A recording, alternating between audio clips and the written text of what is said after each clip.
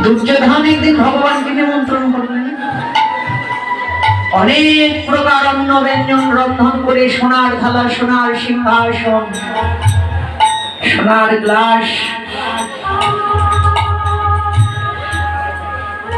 সাজিয়ে নিয়ে 56 প্রকার অন্ন ব্যঞ্জন রন্ধন করে নিয়ে ভগবানের জন্য অপেক্ষা করছে। আর মনে মনে ভাবছে, কৃষ্ণ আজকে তোমাকে এমন সেবা দেব যে সেবা ত্রিভুবনে কেউ কোনোদিন তোমাকে দিতে পারেনি। কিন্তু ভক্ত ভগবানকে নিমন্ত্রণ করেছে, যেতেই তো হবে। প্রভু দুর্যোধনের নিমন্ত্রণ রক্ষার জন্য চলছেন দুর্যোধনের গৃহে,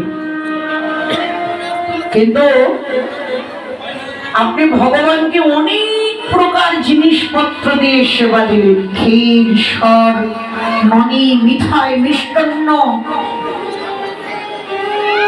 সেখানে যদি আপনার ভক্তি না থাকে, অনেক প্রকার জিনিসপত্র দিয়ে সেবা দিলেন, সেখানে যদি ভক্তি না থাকে, ভগবান বলেন ওই প্রসাদটা আমি তাকিয়েও দেখি।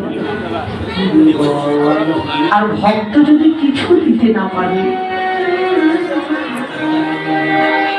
এক ফোঁটা নয়নের জল আর একটা তুলসী পত্র যদি ভক্তি ভরে ভক্ত ভগবানকে দিতে পারে, ভগবান বললে সেটাই যে আমি গ্রহণ করে থাকি, কিচ্ছু দিতে হবে না, শুধু প্রেম আর ভক্তি চাই।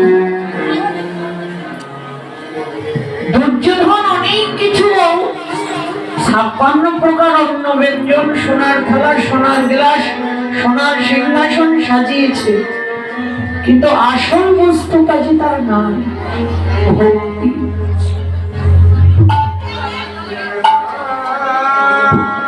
ভক্তের নিমন্ত্রণ রক্ষার জন্য ভগবান চলছেন। ভক্তি দিয়েই যে ভগবানকে পাওয়া যায়, এটাই তার প্রমাণ। ভগবানের এক ভক্ত, কামাল ভক্ত বিদুর, আর বিদুরের স্ত্রী পরাশর, এত ভক্তি ছিল তাদের অন্তরে। পরাশরী কারো মুখে জানতে পেরেছে আজকে ভগবান যাবে দুর্যোধনের ঘরে নিমন্ত্রণ খেতে। দুর্যোধনের ঘরে যেতে হয় ওই বিদুরের ঘরের পাশ দিয়ে। যখন প্রভু যাচ্ছিলেন, দেখতে দেখতে দেখতে দেখতে বিদুরের গৃহের পাশে এসে পড়েছেন প্রভু। আর ওই বিদুরের ভক্তিমতী স্ত্রী পরাশরী দুটি নয়নে জল ছেড়ে প্রভুকে ডাকছে, দয়াময় আমার তো সাধন ভজন নেই, কিভাবে তোমাকে ডাকতে হয় সেটা আমি জানি না, শুধু শুনেছি তুমি ভক্তির ভগবান।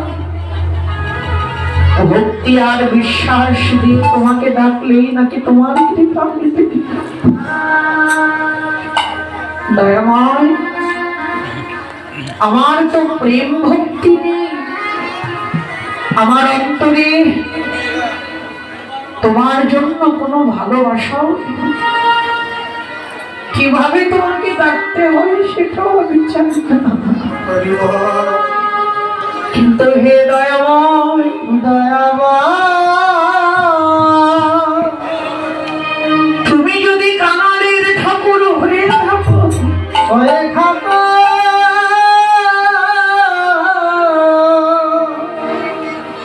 আমার এই ভাঙা ঘরে কি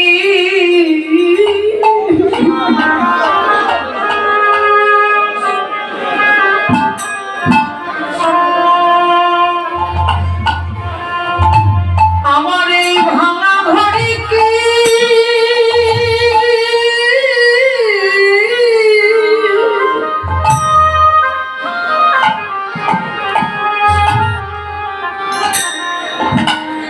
তুমি আসবে না হে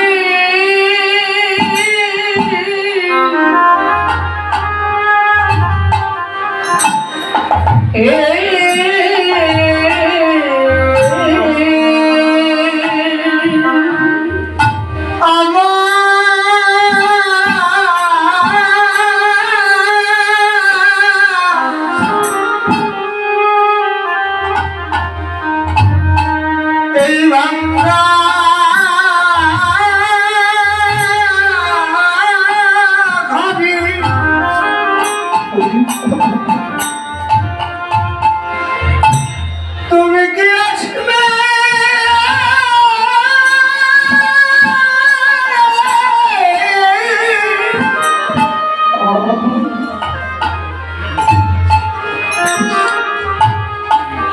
আসবে না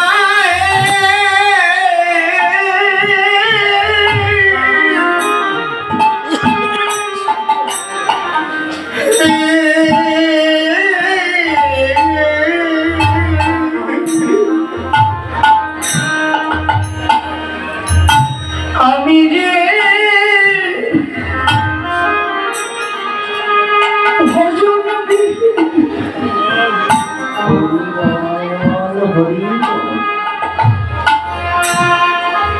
আমি ভজন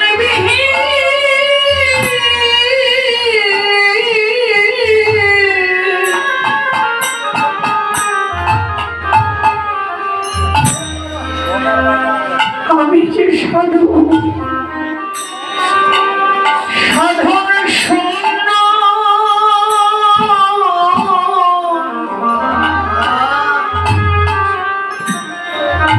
প্রভু তুমি আমার এই ভাঙা ঘরে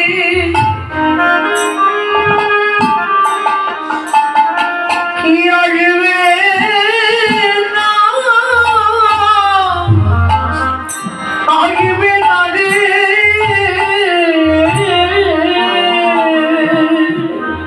আমি যে ভজন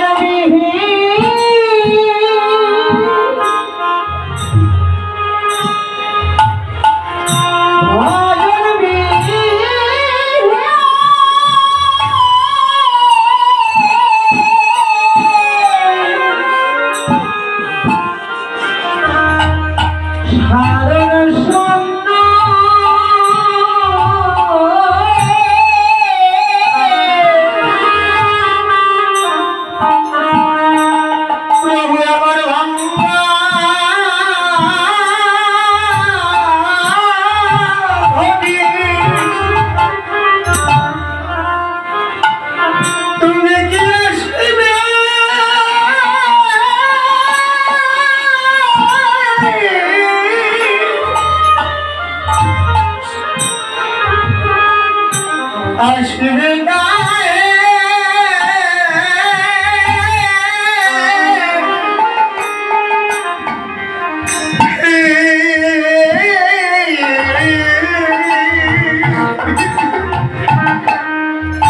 এত ভক্তি এত প্রেম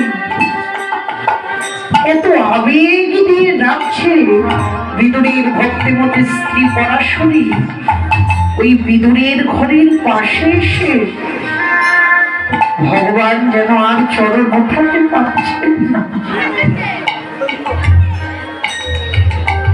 যাওয়ার কথা ছিল তার দুর্যোধনের গৃহে, কিন্তু পরাশরীর ওই আকুল আহ্বানে তিনি আসতে বাধ্য হলেন ওই কাঙাল ভক্ত বিদুরের গৃহে। বিদুরের স্ত্রী পরাশরী প্রভুকে দেখে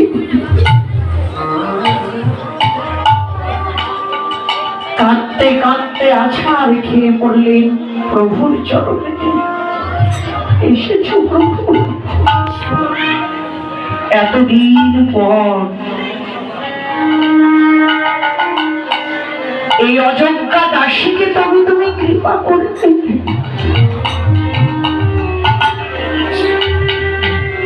এতদিন পর তোমার কৃপা তবে হলো, কোথায় তোমায় বসতে দেব দয়াল? এত বড় কানাল ভগবানকে যে বসতে দেবে এমন একটা আসনও তার ছিল না। নিজের নয়নের জল দিয়ে ভগবানের চরণ দুটি ধৌত করে সরাসরি তার কোলের উপরে প্রভুকে বসতে দিবে। ভগবান গৃহে এসেছে, তাকে তো সেবা দিতে হবে। কি সেবা দেবে? এত বড় কাঙাল ভগবানকে যে কিছু দিয়ে সেবা দেবে এমন কোন বস্তু তার ঘরে ছিল না। ছিল অনেক দিনের পচে যাওয়া, গলে যাওয়া একটা কদলী ফল। ভগবানকে কোলের উপর বসিয়ে ওই পচে যাওয়া, গলে যাওয়া ওই কদলী ফল, ওই কলাটা সে ভগবানের কৃপা পেয়ে ভগবানকে দর্শন করে এত আত্মস্থিতি জ্ঞান হারা ভগবানকে সেবা দিচ্ছে, ভগবানের বদনের দিকে তাকিয়ে আছে। কখন যে তার হাত থেকে কলার শ্বাসটা পড়ে গেছে ওদিকে তার কোনো লক্ষ্য না। কলার শ্বাসটা ফেলে দিয়ে ওই পচে যাওয়া চোচাটা, ওই গলে যাওয়া চোচাটা এত ভক্তি, এত প্রেম দিয়ে সরাসরি প্রভুর বদনে সেবা দিচ্ছে। ওই পচে যাওয়া কলার চোচাটাই প্রভু মনের আনন্দে সেবা করছে। বিদুর